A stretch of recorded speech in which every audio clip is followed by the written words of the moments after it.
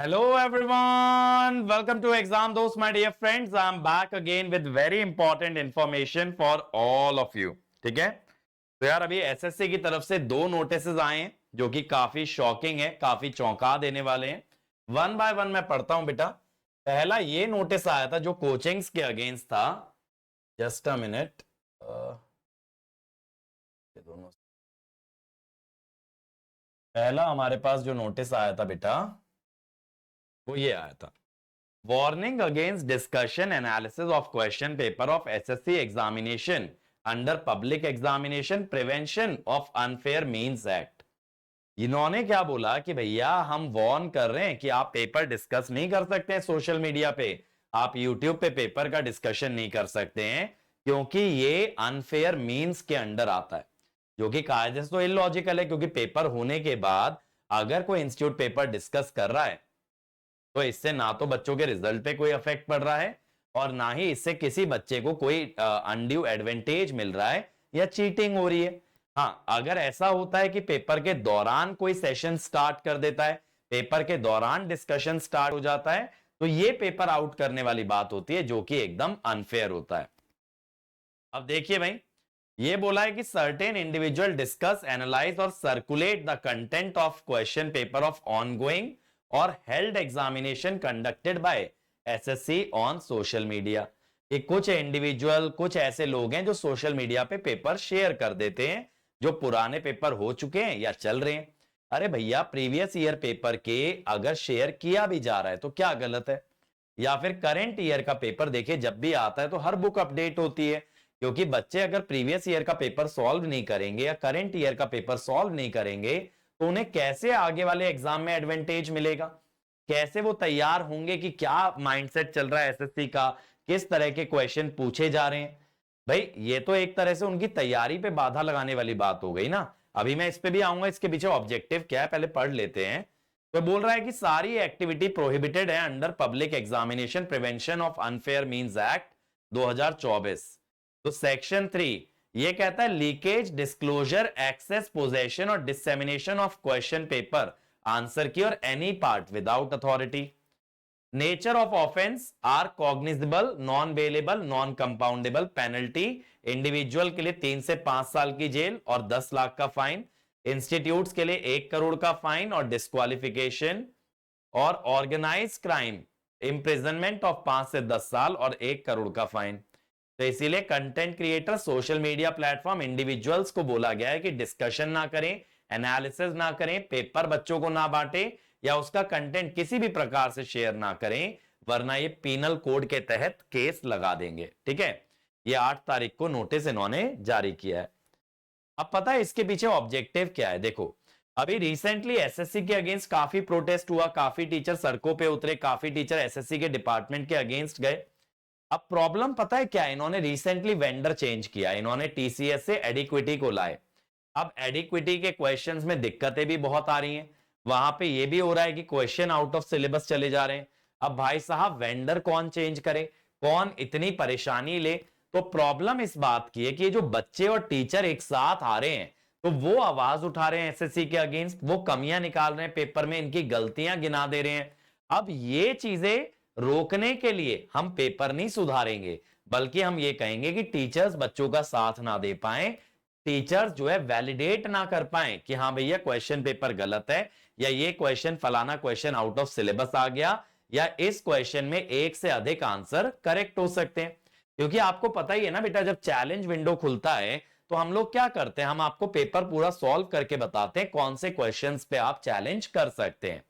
और दूसरी बात ये होती है यार कि ये भी डिस्कशन कब होता है, जब रिस्पॉन्स शीट आप लोगों की आ जाती है, जब एसएससी ने खुद पब्लिक डोमेन में पेपर रिलीज कर दिया, बच्चों को ये बता दिया कि भाई आपके क्या क्वेश्चन थे, आप क्या मार्क करके लाए हैं, तो उसके बाद उस विषय पे चर्चा करना गलत तो कायदे से नहीं होना चाहिए। बट क्यों रोक लगा रहे हैं? ताकि कोई चैलेंज ना करे पेपर को, ताकि कोई आवाज ना उठाए। तो कहीं ना कहीं जो इनका वेंडर है उसको बचाने की कोशिश की जा रही है, कहीं ना कहीं उसे डिफेंड करने की कोशिश की जा रही है। तो पहले तो इनके चेयरमैन ने जो पॉडकास्ट पे आकर के रीजनिंग दिया, बजट का दिया, जो चलो सुनने में ठीक ठाक लगता है, लेकिन अपन ये भी तो नहीं कह सकते कि 2 ही वेंडर रहे होंगे, टीसीएस या एडिक्विटी। कि एक तो पूरा ब्लैक लिस्टेड है और एक महंगे वाला, और कोई तीसरा वेंडर ही नहीं था इस बीच में। पहली बात तो ये परेशानी। चलो फिर भी एक बार के लिए हम मान लें, तो आपको अपने वेंडर को हड़काना चाहिए, भैया ये क्या हो रहा है, पेपर लीक हो रहा है, तुम यार ब्लैकलिस्ट हो रहे हो 10 जगह पे, कैसे क्वेश्चन बना रहे हो कि आउट ऑफ सिलेबस क्वेश्चन चले जा रहे हैं। नहीं, हम बच्चों की आवाज को दबाएंगे कि क्वेश्चन तो वही बनेगा जो हमारा वेंडर बनाएगा, है ना, लेकिन आप उसके अगेंस्ट प्रोटेस्ट नहीं कर सकते। आपको तो वही पेपर देना है जो हम प्रोवाइड कर रहे हैं, गलत चाहे सही, अनफेयर चाहे फेयर, आप उस पेपर को अटेम्प्ट कीजिए और आपकी सहायता करने कोई नहीं आएगा, आपको हम एकदम आइसोलेट कर देंगे। लेकिन मैं आपको एक सच्चाई भी बता दूं बेटा इस बारे में, कि ये बच्चों को ना एक तरह से क्या बोलेंगे, अंडर एस्टिमेट कर रहे हैं। क्योंकि जब मैं पेपर भी डिस्कस करता हूं बच्चों से, तो बहुत सारे रेफरेंसेस बच्चे निकाल के लाते हैं। ऐसा नहीं है बच्चों को मालूम नहीं होता कि किस क्वेश्चन के 2 ऑप्शन करेक्ट हो सकते हैं, या फिर किस क्वेश्चन के अंदर कोई मिस्टेक है, लैंग्वेज एरर है, या फिर डेटा एरर है, या फिर ये किस बुक से लिया गया है, कौन सी बुक में इसका कॉन्ट्रडिक्शन है।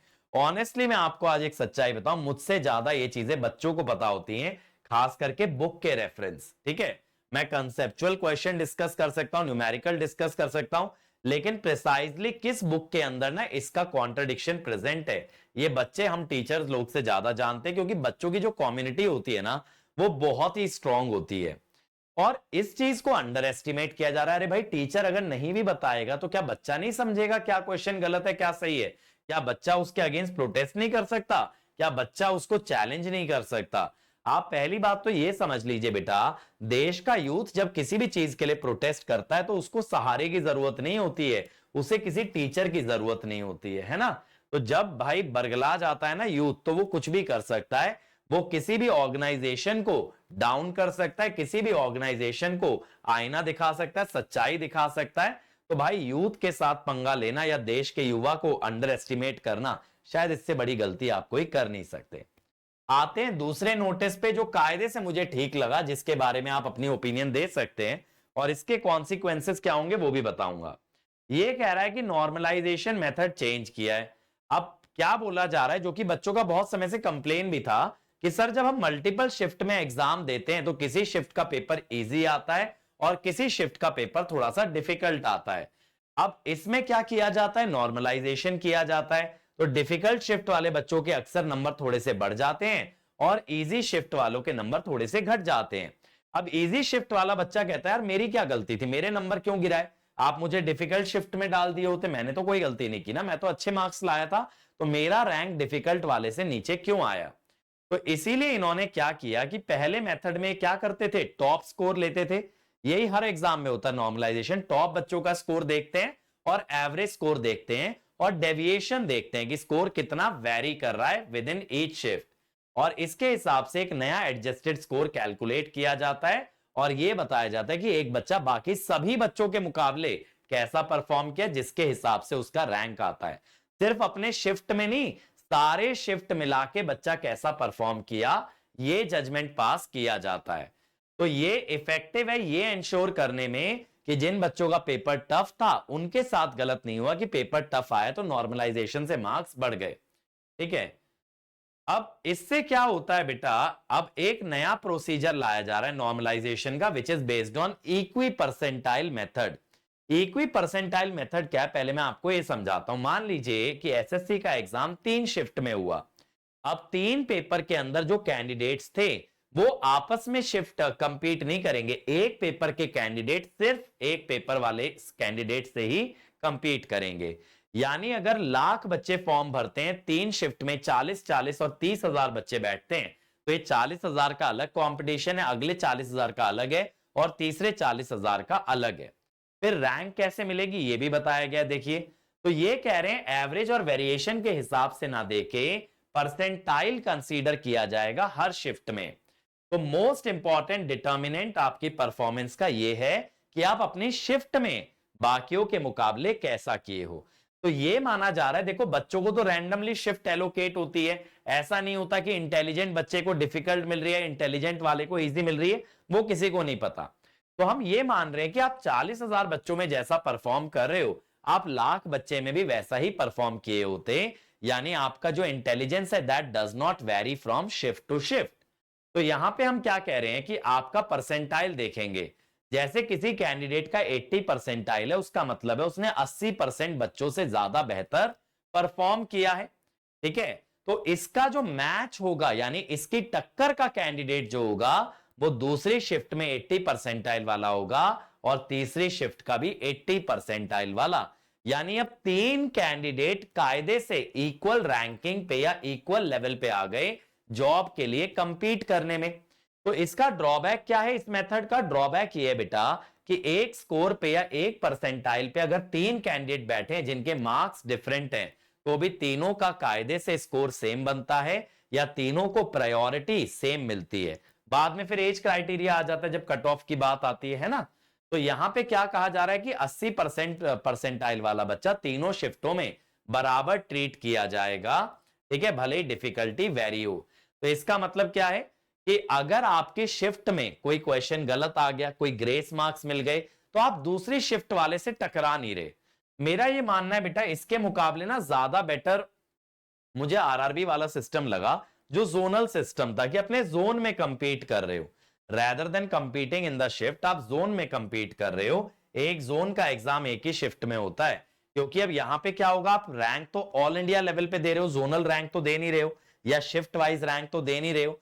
तो तीन तीन बच्चे जो सेम परसेंटाइल पे हैं वो सेम पोजीशन के लिए कंपीट करेंगे।